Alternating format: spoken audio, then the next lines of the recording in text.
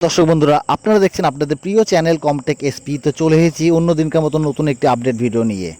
তো বলে রাখি, মুর্শিদাবাদ জিয়াগঞ্জে শিপস সিং বিদ্যালয়ের 75তম বর্ষ উপলক্ষে একটি রাজনৈতিক সভার আয়োজন করা হয়েছিল তৃণমূল শিক্ষা সেলের পক্ষ থেকে। সেখানে শিক্ষামন্ত্রী ব্রাত্য বসু সমস্ত অস্থায়ী চুক্তিভিত্তিক কর্মচারীদের পক্ষে একটি বক্তব্য রাখেন। তো সেই বক্তব্যটা আজকে আমরা ভিডিওতে শুনে নেব।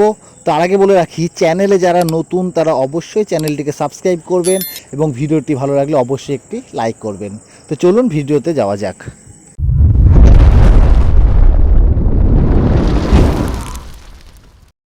এখন কি কি সুবিধা আমরা দিতে যাচ্ছি সেটাও বলছি।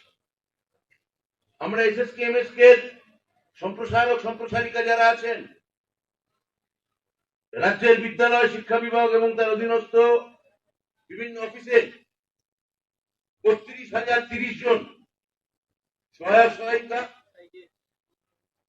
6,868 জন সম্প্রসারক সম্প্রসারিকা, 21,367 জন প্রাথমিক প্যারা শিক্ষক, 23,865 জন আপার প্রাইমারি প্যারা শিক্ষক, 3,000 এসএসপি সফটওয়্যার সাপোর্টিং পার্সোনাল, 7 জন এসডি সফটওয়্যার ডেভেলপার, 2,004 জন ডাটা এন্ট্রি অপারেটর, 5,589 জন আইসিটি কম্পিউটার ইনস্ট্রাক্টর, 748 জন চুক্তিভিত্তিক শিক্ষক এবং 659 জন এডুকেশন সুপারভাইজার।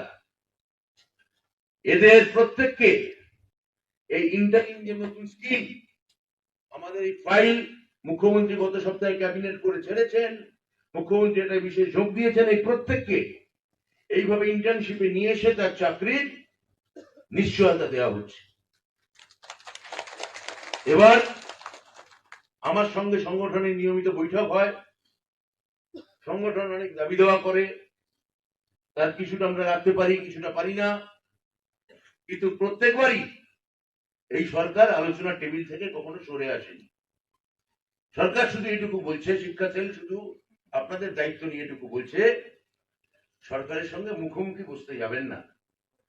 অর্থাৎ আমার হাতে একটা খাতা আছে, 1 2 3 4 5 6 7 8 9 10, এর থেকে 4টে আপনি দিন, 6টা আপনি দিতে পারবেন না, পারবেন না, 5টা দিন, আচ্ছা 2টো দিন।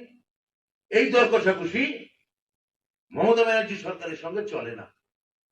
কেননা না পেতেই সরকার, এই সরকার যা দিয়েছে, আমি আমার শিক্ষক সেলের